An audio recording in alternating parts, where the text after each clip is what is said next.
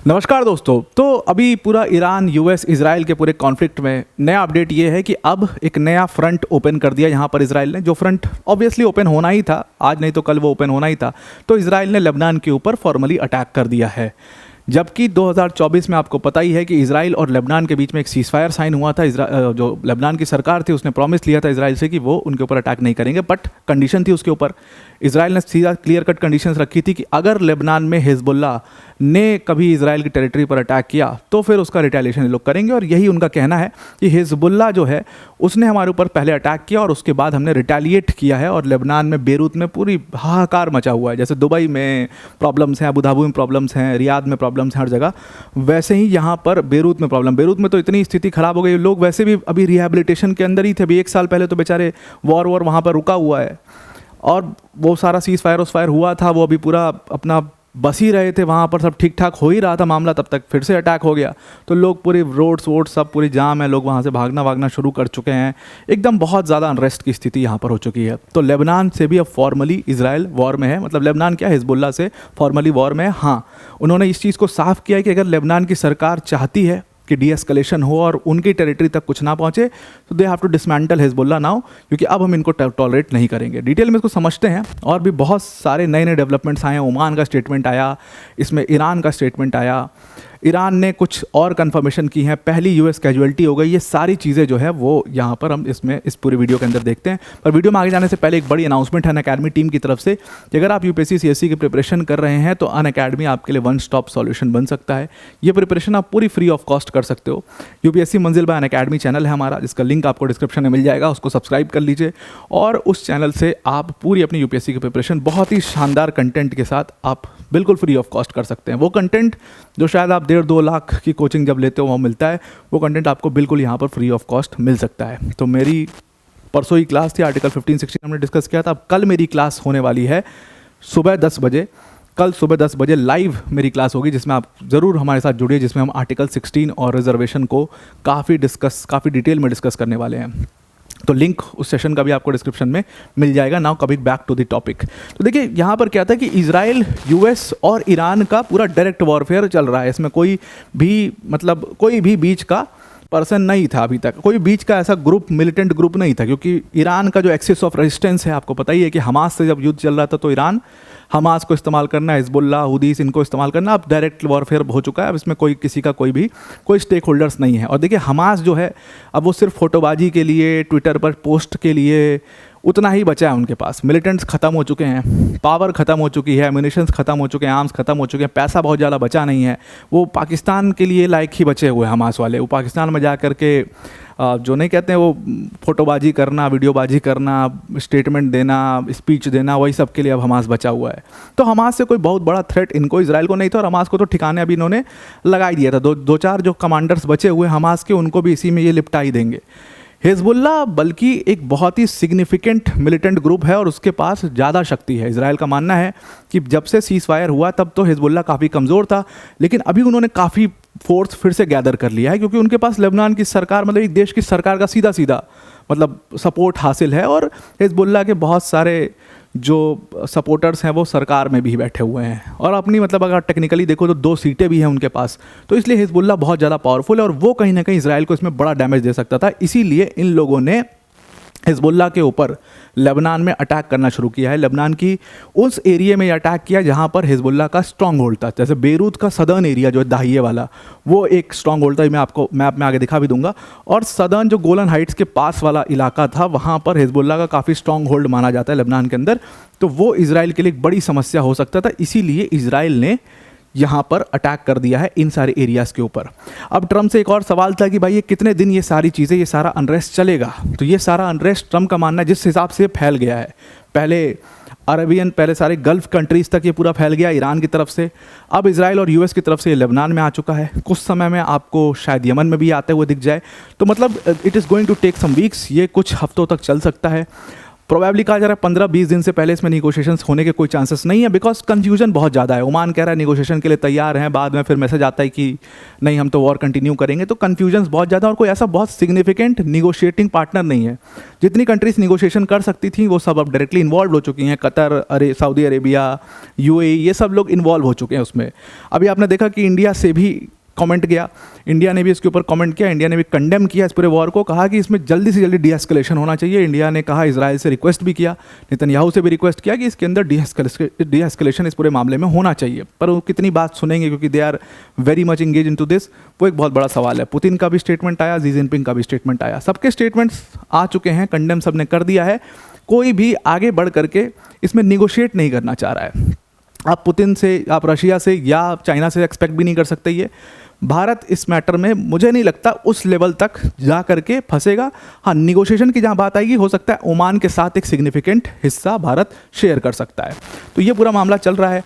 अब हिजबुल्लाह जो है, क्योंकि वो एक शियाइट मुस्लिम ग्रुप है, शियाइट मिलिटेंट मुस्लिम ग्रुप है, और उसके पास काफ़ी ताकत है, तो इसलिए वो ईरान के बहुत बड़े, मतलब राइट हैंड ऑफ ईरान मानते थे उनको, राइट हैंड ऑफ खमेनी भी बोला जाता था उनको। इसलिए उनको डिसमेंटल करने के लिए यहाँ पर यूएस और इजराइल ने उनके ऊपर अटैक कर दिया है, और अच्छा खासा उसमें उनका नुकसान भी हुआ है।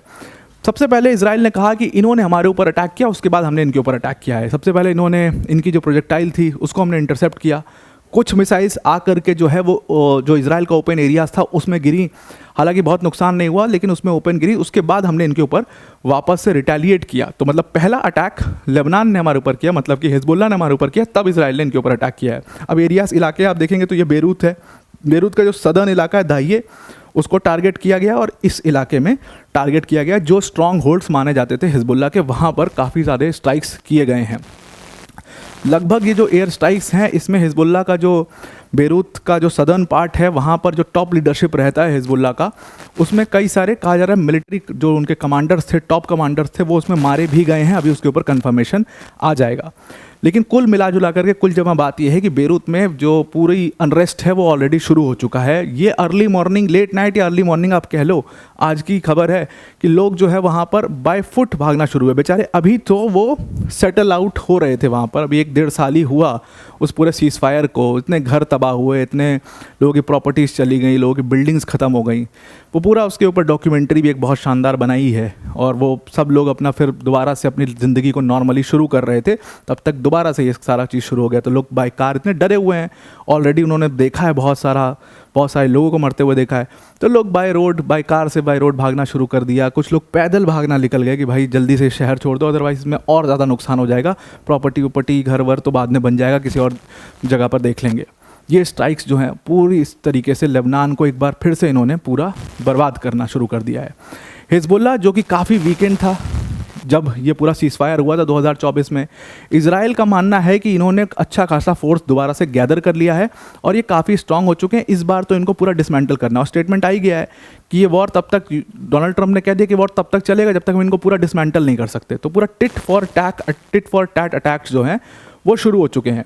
ईरान ने कहा कि अच्छा बेटा, तुम कुवैत का बेस यूज़ कर रहे हो, तुम यहाँ का बेस यूज़ कर रहे हो, तुम दुबई है ना, तो ठीक है हम वहाँ पर अटैक करेंगे। इन्होंने भी कहा अच्छा लेबनान से तुम हिजबुल्लाह से हम पर अटैक करवा रहे हो, तो चलो हम भी लेबनान के ऊपर अटैक करेंगे। तो ये पूरा टिट फॉर टैट आपको साफ दिखाई दे रहा है। एक राहत की बात लेबनान की सरकार के लिए ये है कि जो लेबनान की सरकार है, यूएस एम्बेसडर का कहना है कि भाई अगर आप हिजबुल्लाह को रोक लेते हो, उनको ख़त्म करते हो, तब जा करके आप पे ऊपर अटैक नहीं होगा, वरना तो हम ऐसे अटैक करते रहेंगे। इसका मतलब लेबनान की सरकार को यहाँ पर स्ट्रॉन्ग एक्शन लेना बहुत ज़्यादा ज़रूरी है। उन्होंने साफ कह दिया इजराइल ने कि भाई इस पूरे अटैक के लिए जो लेबनान की टेरिटरी पर हुआ है उसके लिए सिर्फ और सिर्फ हिजबुल्लाह जिम्मेदार है और कोई जिम्मेदार यहाँ पर नहीं है। अब ये पूरी स्ट्राइक्स इन्होंने की है वो जो मिलिट्री कमांड है, मिलिट्री कमांड सेंटर्स हैं हिजबुल्लाह के, उस पर की है। और कहा जा रहा है कि जो उनकी जो पूरी टॉप लेवल की जो कमांडर्स थे उनको उसमें मारा भी गया। हिजबुल्लाह के ऑलरेडी बहुत सारे टॉप लेवल के कमांडर्स को इजराइल ने पहले ही मार दिया था जब उनका कॉन्फ्लिक्ट चल रहा था। अब जो बचा कुचा है, जो नए सक्सेशंस हुए हैं, उनके भी लोग इसमें मारे गए हैं। दूसरी तरफ ईरान की तरफ से मसूद पेशकियान ने अपना स्टेटमेंट दिया कि सक्सेसर कौन होगा, ये बहुत बड़ा सवाल पूछा जा रहा था। कोई एक पर्सन को भी सुप्रीम लीडर नहीं बनाया गया, बल्कि एक काउंसिल को सुप्रीम लीडर मान लिया गया है। तो इन लोगों ने अपना एक पूरा लीडरशिप काउंसिल बनाया जिसमें खुद मसूद पेशकियान मौजूद हैं, प्लस उनके साथ जो जुडिशरी हेड है वो मौजूद हैं, और जो गार्जियन काउंसिल है, जो सबसे पावरफुल काउंसिल कही जाती है ईरान की, गार्जियन काउंसिल, उसके मेंबर्स हैं। तो ये मिला जुला करके एक लीडरशिप काउंसिल बनी है, इसी को अभी सुप्रीम लीडर मान लिया गया, क्योंकि वक्त सही नहीं है और पावर वैक्यूम ना हो, इसलिए इसको मान लिया गया है। अब यहाँ पर अगर यूएस की तरफ मूव करें तो इस पूरे मामले में पहली यूएस कैजुअलिटी हो चुकी है, जिसको खुद ट्रंप ने कन्फर्म किया है। तो एयर स्ट्राइक किया था ईरान ने, उस एयर स्ट्राइक में मतलब कुवैत के बेस के पर ये स्ट्राइक की गई थी, जहाँ पर 3 जो सर्विस पर्सनल्स थे यूएस के, वो इसमें मारे गए हैं। और यूएस ऑफिशियल्स ने कहा कि ये कुवैत के बेस पर स्ट्राइक करके ईरान ने मारे हैं, और कुछ जगहों पर और भी स्ट्राइक्स की गई हैं, कुछ और बेसिस के ऊपर भी स्ट्राइक्स की गई हैं, जहाँ पर अभी कैजुअलिटीज़ का तो कंफर्म नहीं है, लेकिन ठीक ठाक नुकसान वहाँ पर हुआ है इन लोग को।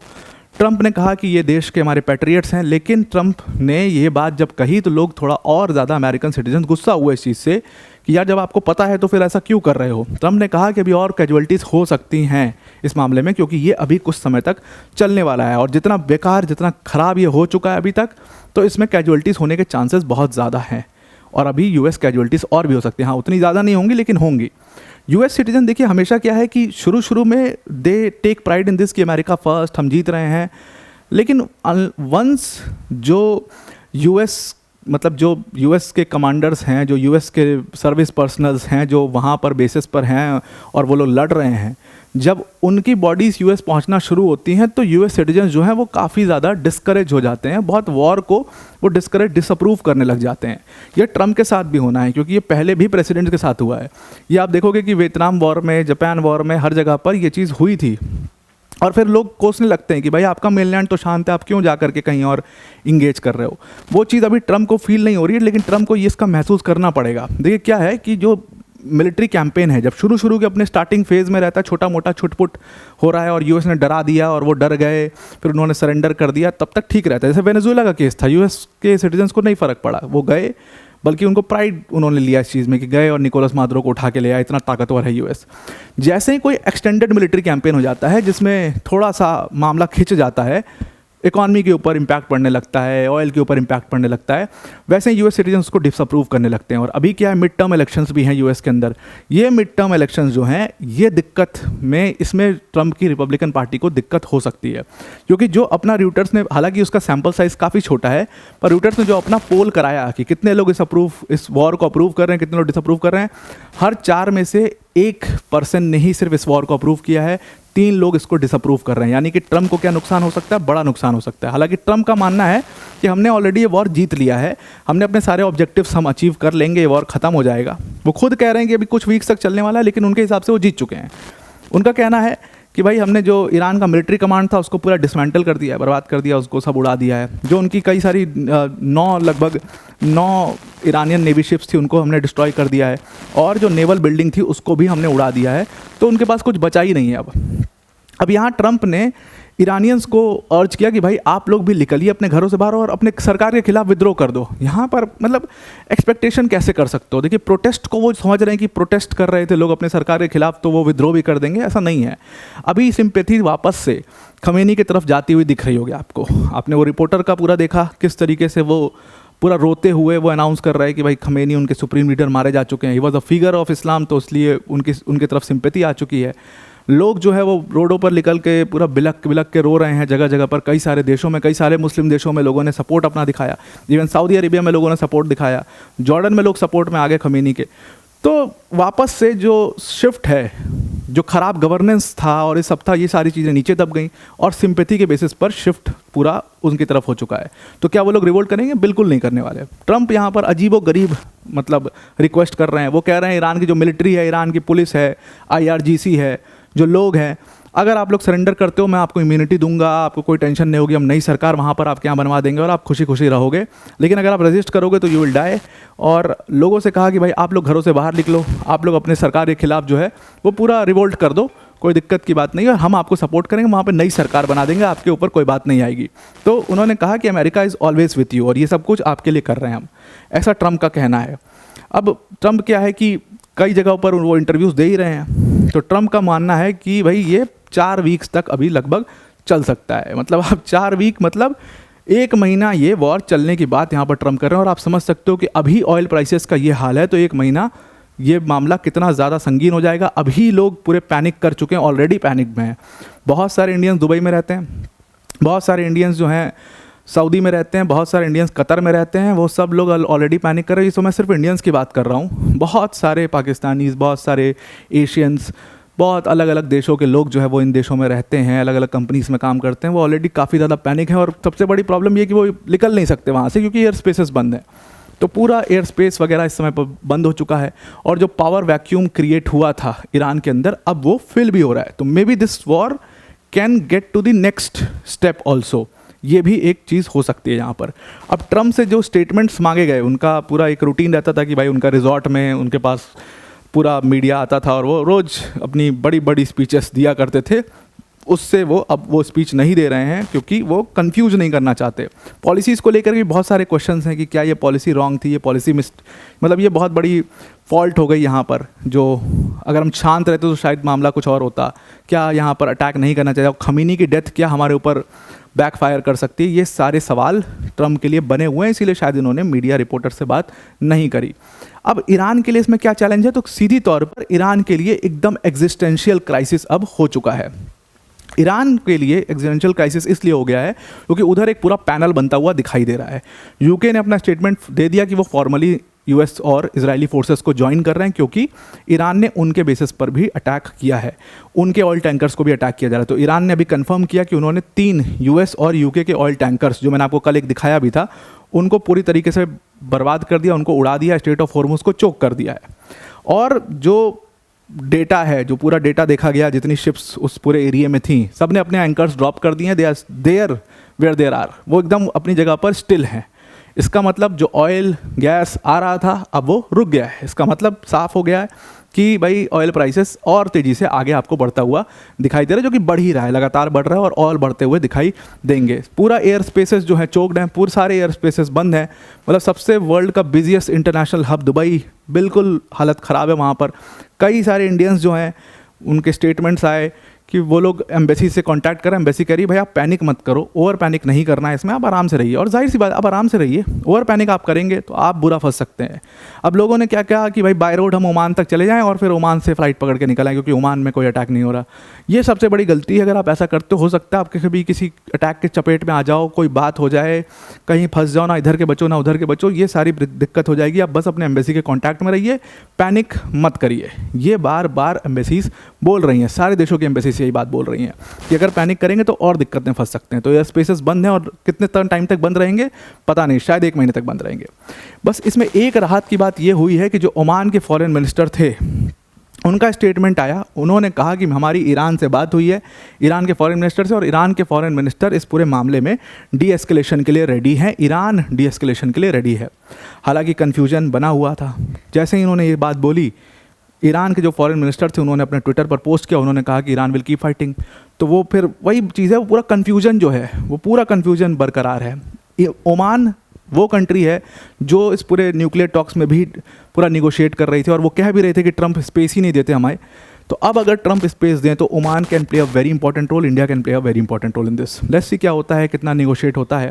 ट्रंप ने तो कह ही दिया कि 4 वीक्स तक चलेगा, मतलब उनका एजेंडा बहुत क्लियर है। He has to change the regime in Iran और उसी के लिए वो जा रहे हैं। They are going for that only. और ये चीज़ इतनी आसान नहीं होगी। जैसे कहा भी गया कि इट इज़ नॉट वेनेजुएला जो आप सोच रहे हो, इट इज़ समथिंग एल्स। और ये पूरा वॉर जो है वो नेक्स्ट स्टेप पे पहुंच सकता है, वो रिलीजियस वॉरफेयर भी हो सकता है। बहुत सारे एक्सपर्ट्स के अपने स्पेकुलेशंस हैं, आपके भी बहुत सारे स्पेकुलेशंस होंगे। तो आई आपको पूरा आर्टिकल समझ में आ गया होगा। आज के लिए इतना ही। Thank you and have a nice day.